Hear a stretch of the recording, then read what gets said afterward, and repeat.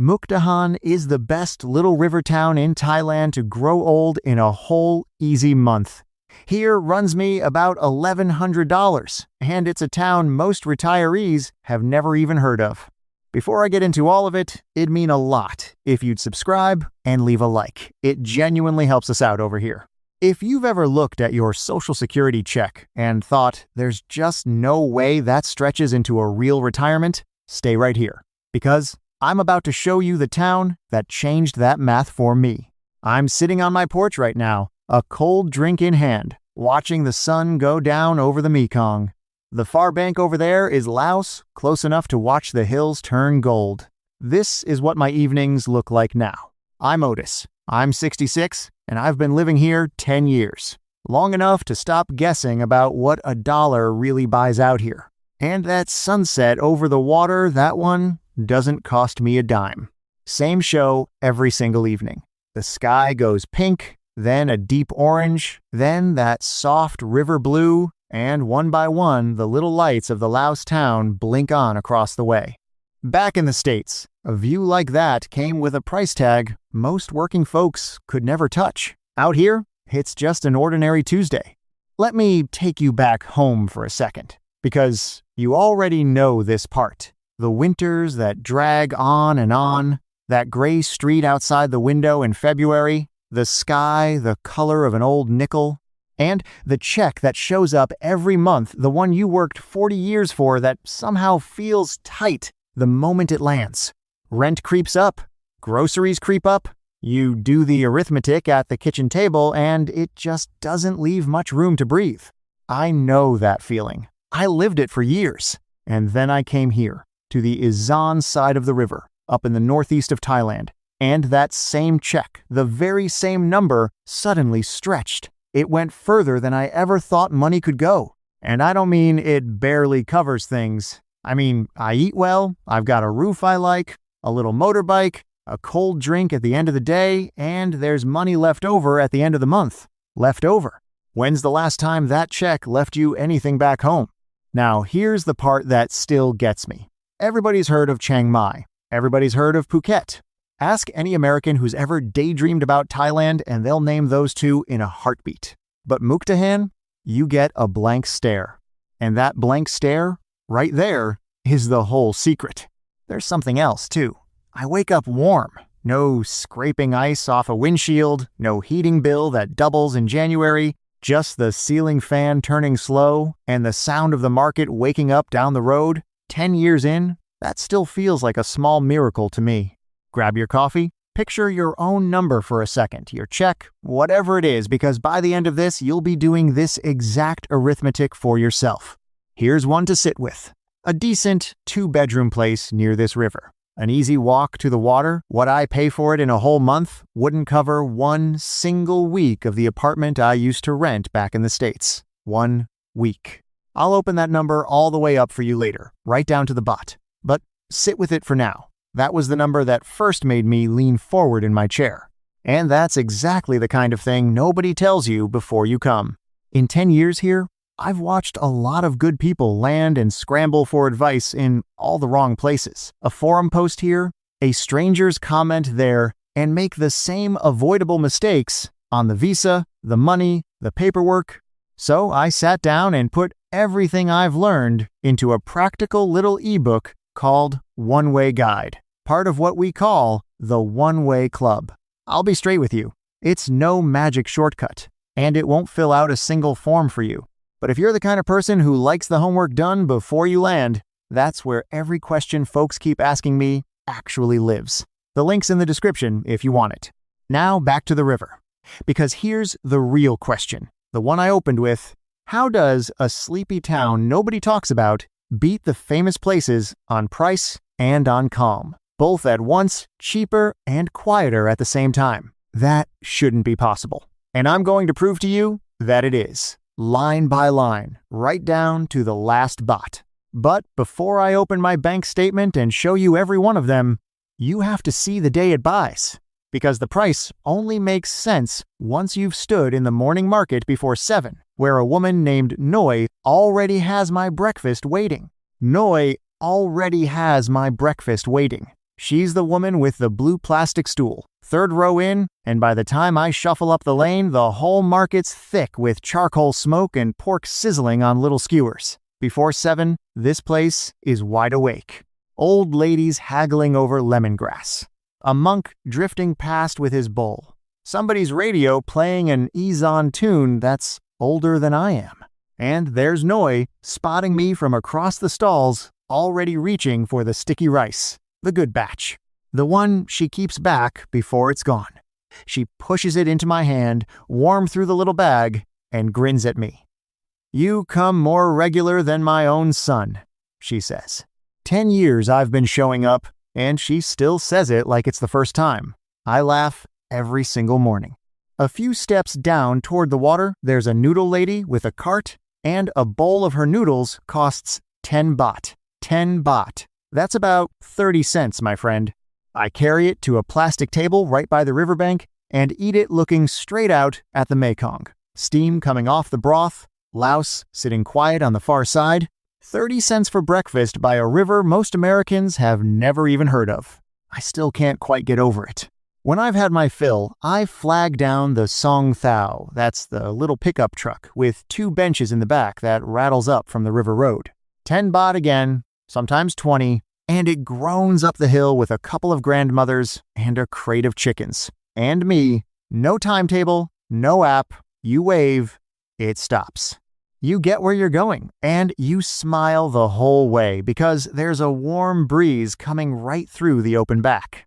Now, I want to be careful here, because it'd be easy to make this sound like nothing but pretty pictures. So, let me tell you what the slow pace has actually done for me. My blood pressure came down. My knees stopped aching the way they did through those gray Ohio winters. I sleep. I sit on the porch in the evening and watch the sun go down over the far bank, and I'm not rushing toward anything. The pace here has been good for my body, and believe me, even better for my wallet. Because when your days are this simple, you're just not spending money to feel okay. Now, here's where I have to be straight with you. Because if I only sold you the postcard, you'd have no reason to believe the rest. Mukdahan is quiet. I mean, genuinely quiet. If you want a nightlife district and a shopping mall on every corner, this is not your town, and I won't pretend otherwise. The nearest big hospital with English-speaking specialists is over in the city that's a drive, an hour and change on a good day. The international airport means a drive, too. So flying home to see the grandkids takes a little planning. That's the honest part. That's the trade. And I'll tell you something. That single honest sentence is exactly why you can trust the 20 nice ones. I'm not going to stand here and tell you a river town in the Northeast has everything a big city has, because it doesn't. What it has is calm. What it has is a check that finally breathes. You give up the bustle, you get your mornings back, and you get to keep more of your money at the end of every month than you ever did back home. And honestly, for me, that was never a hard choice. 10 years in, I don't miss the traffic. I don't miss the noise. The one thing I gave up, I was glad to give up. But you're not me, and you shouldn't take my word for it. You should do your own math.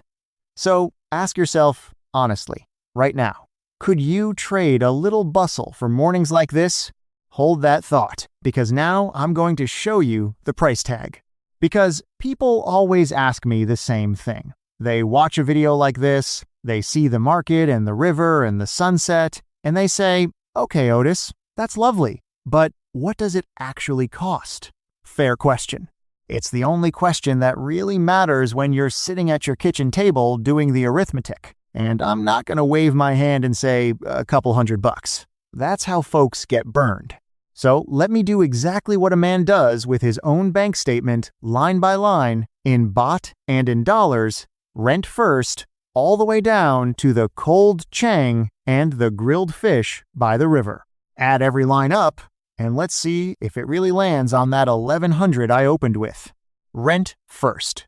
My 2-bedroom place near the river, 6,000 baht a month, about $180. Read that again, because that's less than one single week of my old apartment cost me back home. That's line 1 of the bank statement. And every line after it is where this whole town finally adds up. Now the power. In the hot month, when I run the fan all day and let a little air conditioning cool the bedroom at night, the bill comes to 900 baht, $27. I still remember standing in my old kitchen up north, opening an electric bill in July that made me sit down and take a breath. Here, I barely feel it. Water is almost funny. 150 baht, under $5 for the whole month. I've paid more than that for a single sandwich at an airport. Internet, and this one matters, because I video call my daughter every Sunday morning, is fast fiber. 400 baht, $12. It's quicker than what I paid a small fortune for back home, and it hardly ever blinks. Then, food. This is the big one, so lean in. I eat mostly at the market, cook a little at home, and some evenings I treat myself. I'll get to that in a second. All of it, a whole month of eating, runs me about 9,000 baht, $270.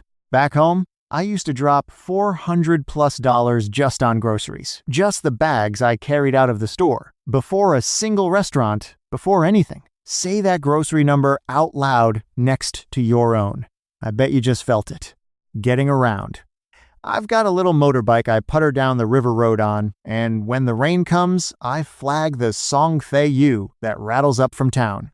Add the gas, add the odd fare, and it's 1,200 baht for the month, $36. That's my transportation for 30 whole days. Now, I won't skip the grown-up line, because a man my age shouldn't, and neither should you. Healthcare. Every month, I set aside money for a modest expat plan, plus the clinic visits that come with being 66. Call it 4,500 baht, $135, tucked away so I sleep easy at night.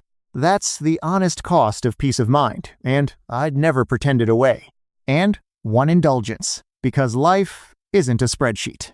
Most evenings, I walk down to the water, order a cold chang, and a whole grilled fish straight off the coals. And I watch the light go soft over Laos on the far bank. 2,500 baht a month for that little ritual? $75? Cheapest happiness I've ever bought in my life. Now, right about here, when the numbers start to feel real, folks always ask me the same thing. Yeah, Otis, but what about the paperwork? And I'll tell you plain, it's the smallest part of all this.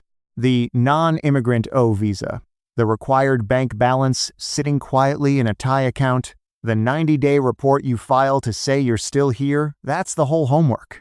Do it once, do it cleanly, and it buys you years of quiet. I keep it all in one folder on the shelf, and the little ebook I mentioned walks you through every step so you're never standing in an office guessing. So let's do the addition together, right now, out loud. Rent, 180. Power, 27. Water, under 5. Internet, 12.